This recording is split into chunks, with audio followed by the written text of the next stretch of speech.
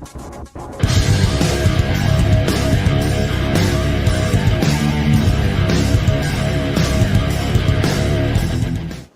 and welcome back to my kitchen. Today I'm going to be making an easy Tex-Mex Ravioli Lasagna, starting off with 32 ounces of a really thick salsa.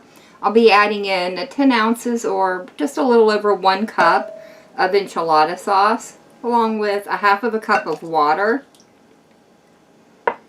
and 2 cups of corn. I'll be starting off the layers by adding in a cup and a half of the salsa into the bottom of a 9 by 13 inch casserole dish.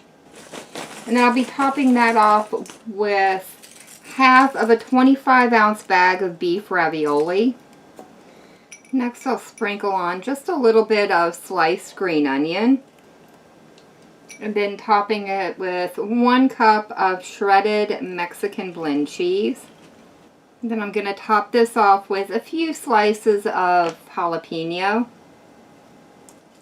Next on goes the remainder of the ravioli, followed by 1 can of rinsed and drained black beans, what little onions I have left over, and I'm going to also add just a few black olives. These are totally optional, but I really like the flavor of them, so I'm adding them in. Next, the remainder of the sauce gets poured over the top.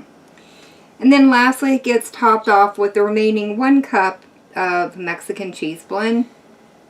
The casserole is now ready to go into a 400-degree oven where it's going to bake 30 minutes covered with a sheet of aluminum foil.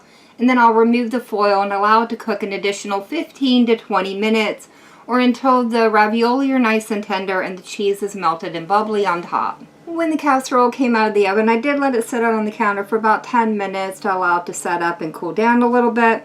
I've garnished it off with some more sliced green onion and also some sour cream, some diced tomatoes, and a few more black olives. But now all I have left to do is dive in and try it out. This is definitely a fun little twist on lasagna. The flavors are really well balanced. That enchilada sauce kind of helps mellow out some of the salsa and change up the flavor of it just a little bit.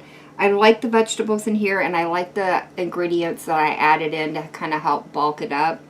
And I definitely love how fast and easy it was for me to throw together with minimal amounts of chopping. And on a busy weeknight, that's exactly what I'm looking for. But that is going to be it for me for the day. If you've enjoyed this video, leave me a comment down below.